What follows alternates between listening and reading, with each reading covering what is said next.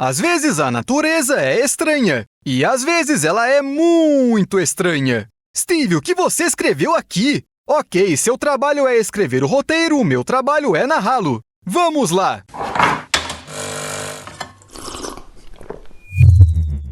Quando você vê um caranguejo chama-maré pela primeira vez, parece que ele tem algum tipo de problema. Afinal, não é possível que uma criatura com garras de tamanhos tão diferentes possa viver tranquilamente. Ele provavelmente pesa... E como é possível controlar esse membro? No entanto, esses caranguejos têm essa peculiaridade há muito tempo, tudo graças à evolução. Então eles são obrigados a usar essas suas garras enormes para alguma coisa, como a termorregulação, por exemplo. O membro maior absorve o calor, o elimina do corpo e dá ao caranguejo a oportunidade de passar mais tempo na superfície. Esse tempo a mais significa mais comida. Mais comida significa mais parceiras em potencial. E claro que não podem faltar as brigas entre machos. Mas se um macho perde sua garra grande, a menor começa a crescer. Depois a garra perdida se regenera, mas de tamanho pequeno. Para ser honesto, não sei por quantos ciclos desses eles podem passar, mas suspeito que sejam muitos. Os caranguejos chama-maré não param de crescer ao longo de todas suas vidas. Além disso, eles são ótimos em disputas de braço de ferro. Posso até imaginar como seriam esses caranguejos em nosso mundo.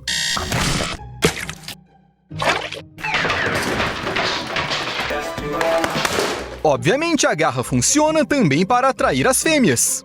Elas que, por sinal, têm garras de tamanho normal, preferem pretendentes que tenham garras grandes e que, além disso, saibam sacudi-las. Mas este não é um simples movimento aleatório das garras. Ele, na verdade, passa uma mensagem muito específica que, se traduzida, significa algo do tipo: vem cá, eu cavarei uma toca enorme para nós e nossos filhos e nós povoaremos o litoral lamacento com inúmeros caranguejos. Como alguém pode resistir a isso, né?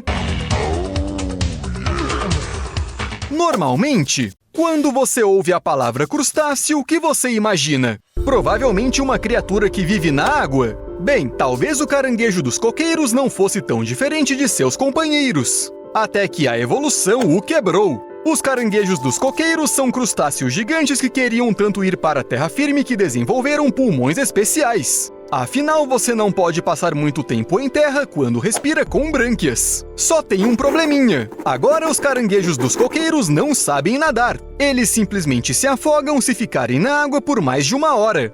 Ué, mas tudo bem. Se você não sabe nadar, não entre na água. O que há de tão difícil nisso? O problema é que as fêmeas dos caranguejos dos coqueiros precisam chegar ao mar com suas ovas fertilizadas. Elas andam pelas rochas correndo o risco constante de serem levadas por alguma onda muito forte só para chegar até a água e depositar suas ovas. É lá que nascem as larvas que crescem e depois vão para a terra e se tornam caranguejos dos coqueiros. As fêmeas precisam colocar suas vidas em perigo por causa da sua futura prole. Por isso, a evolução precisou inventar algo. Foi assim que os caranguejos dos coqueiros desenvolveram garras mega poderosas. Eles conseguem levantar objetos que pesam até 27 quilos, apesar de que eles pesam, sei lá, uns 4 quilos. Além disso, as garras têm uma força de 4 a 5 vezes maior que a força da mandíbula humana. Com garras assim, dá para escalar em qualquer lugar. Este é o lagarto Aspidoceles uniparens. E ele simplesmente pifou. Mas estou falando isso não porque essa espécie não tem machos e as fêmeas se reproduzem sem eles. Afinal, isso acontece com diversos animais. A questão é que quando chega a época de reprodução, as fêmeas começam a se comportar como se fossem machos. Ou seja, elas não podem fertilizar ninguém, claro. Mas mesmo assim sobem umas em cima das outras e... ficam lá. Aparentemente, isso é culpa dos hormônios que ativam uma espécie de memória do passado nas fêmeas. Por isso, elas se comportam como outras espécies que ainda têm machos. Uma herança estranha de suas bisavós. Se bem que existe uma versão de que esse comportamento ajuda a ativar certos hormônios e a melhorar o processo de reprodução. Algo do tipo, hoje eu serei o macho para que você tenha filhos e depois a gente troca. Mas para ser honesto, até mesmo esse esquema não faz muito sentido para mim. De todas as aves que existem no nosso planeta, as minhas preferidas são os urutaus. Porque... bem, se você viu pelo menos uma foto deste pássaro, você me entende. Eles são muito fofos! Durante o dia, os urutaus ficam praticamente imóveis, fingindo que são galhos secos. Eles levantam a cabeça e sua plumagem também ajuda nessa missão. É pouco provável que você encontre um pássaro desses durante o dia. Portanto, para ver o pássaro em toda a sua glória, você terá que esperar até o anoitecer. Os urutaus são perfeitamente adaptados para caçar insetos voadores. Seus olhos grandes combinados com suas bocas enormes permitem que eles desçam de seus poleiros e peguem as coisas mais saborosas sem que elas consigam escapar. Sim, esses olhões são um dispositivo de visão noturna e provavelmente parecem assustadores para os insetos. Mas dá uma olhada nesta criatura pateta. Não, sério, eu simplesmente adoro eles! Quando Steve me mostrou esta árvore, eu pensei que ele estava brincando comigo ou que ele queria que o YouTube banisse a gente. Mas, na verdade, a rua crapona não é uma piada do Steve, e sim um exemplo de senso de humor bem estranho que a natureza tem. Sim, esta árvore realmente existe. Ela é uma palmeira. A rua crapona foi encontrada há cerca de 1,5 séculos na América do Sul, quando descobriram suas propriedades úteis e... bem, sua aparência, é claro.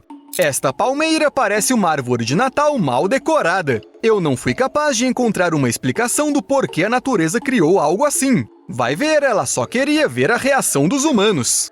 Se bem que esta árvore está longe de ser a única planta que tem, digamos, uma forma ambígua. No Camboja há uma planta carnívora chamada Nepenthes bocorensis. Ela é parecida com algumas outras plantas que devoram insetos, mas não sempre. Alguns jarros se assemelham muito a certos órgãos e isso costuma divertir muito as pessoas. Mas as autoridades locais não estão nada felizes. A espécie é vulnerável e a vontade das pessoas de colher Nepenthes bocorensis para fazer selfies legais não melhora a situação. Acho que se essas plantas pudessem, elas simplesmente iriam para algum lugar longe das pessoas. O quê? A aveia selvagem pode andar! Se você olhar para uma semente de aveia selvagem, verá cerdas finas e compridas parecidas com cabelos. Esse cabelinho é chamado de aristo e ele reage à umidade. Se você colocar uma gota de água ao lado de uma semente de aveia selvagem, ela se moverá. No sentido literal da palavra, ela desliza! Foi assim que a evolução permitiu que a aveia selvagem conquistasse novos territórios. Quando você pode se mover pela superfície do solo, certamente encontrará alguma fenda ou depressão onde poderá germinar. É por isso que a aveia selvagem é considerada uma erva daninha invasora. Enquanto o resto das plantas ficam quietas em um só lugar, ela sai andando por aí em busca de uma vida melhor. Bem, talvez até possamos chamar de presente o que a evolução fez com a aveia selvagem. Já os macacos narigudos tiveram muito menos sorte. Mas assim como fazem os caranguejos chama-maré, esses macacos usam esta duvidosa dádiva da natureza para atrair as fêmeas. E isso é estranho. Quer dizer, cada um tem sua compreensão de beleza, mas esses narigudos? Sério? Quanto maior o nariz do primata, maior é o próprio animal e mais desenvolvida é sua função reprodutiva. Os narizes maiores também alteram os chamados de acasalamento dos machos, o que faz uma propaganda extra para sua aparência. Resumindo, quanto maior o nariz, maior a probabilidade de seu dono ter um harém com várias fêmeas. Os macacos narigudos que não tiveram sorte com o tamanho do seu nariz vivem em grupos de solteiros. Do ponto de vista humano, isso é obviamente um completo absurdo. Quanto mais feio o primata, mais atraente ele é para as fêmeas. Como isso é possível? Mas a evolução não parou por aí. Os macacos narigudos com narizes grandes têm dentes menores. Talvez os narizes grandes dos machos simplesmente interfiram no uso das presas e as deixem menos eficazes como arma. No entanto, as presas mais longas dificultam na hora de comer. Afinal, eles se alimentam de plantas e frutas. Ou seja, ele pode comer bem e ser popular entre as mulheres, mas não consegue se defender. Tem certeza que isso é um plus em evolução? Eu realmente duvido que um nariz grande seja uma coisa boa quando você é um primata. Talvez seja melhor não ter nariz nenhum. Olha, os rinopitecos vivem assim. Em vez de nariz, eles têm umas fendas no focinho como se não fossem primatas. E sim, vítimas de uma rinoplastia muito mal feita. Há uma teoria que diz que os rinopitecos ficaram sem nariz porque começaram a viver em condições muito frias. Os narizes desses pobres primatas simplesmente congelariam se eles continuassem existindo. Sem nariz, sem problemas. Mas não tenho muita certeza dessa parte de sem problemas. Peguemos o macaco de nariz empinado birmanês, por exemplo. Ele foi descoberto em 2011 e pôde ser descrito só porque as pessoas locais compartilharam um segredo com os cientistas. Encontrar esses macacos não é difícil, basta esperar chover. O que o clima tem a ver com isso? Olhe bem para os narizes desses primatas. Eles são tão arrebitados que os animais espirram alto quando chove. Sim, você também começaria a espirrar se gotas caíssem constantemente dentro do seu nariz. Segundo os caçadores locais, para não inalar água, em dias de chuva, os macacos ficam sentados com a cabeça escondida entre os joelhos. Ou seja, talvez narizes grandes como os dos macacos narigudos sejam melhores?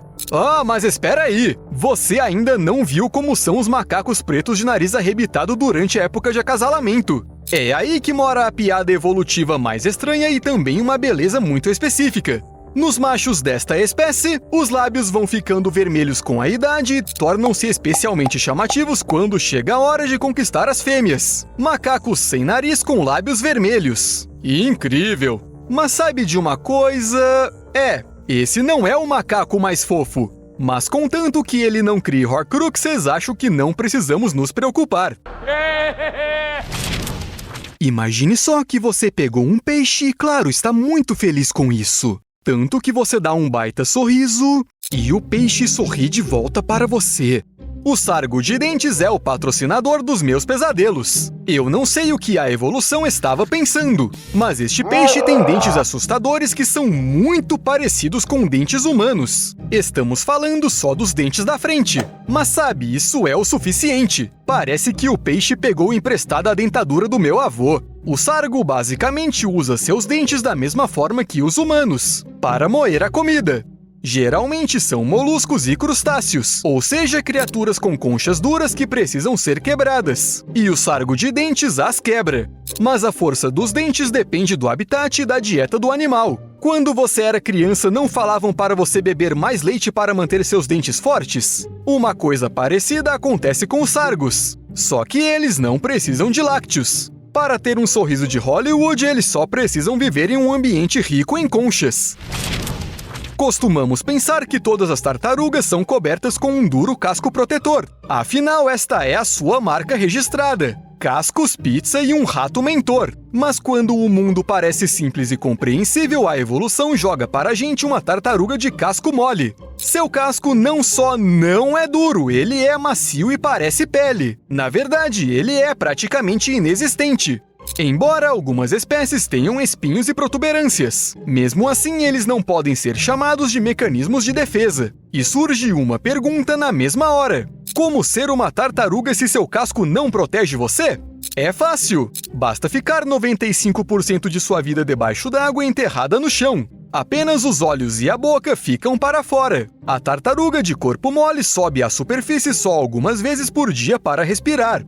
Ou seja, ela simplesmente fica relaxando no fundo, toda molenga. Mas esse corpo estranho tem uma vantagem bastante inesperada: a supervelocidade. As tartarugas de corpo mole tiveram que se adaptar às piadas evolucionárias e aprenderam a se mover debaixo d'água em velocidades incríveis e até manobrar quando necessário.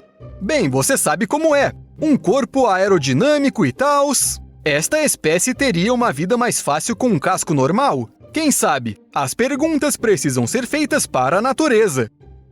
Até logo!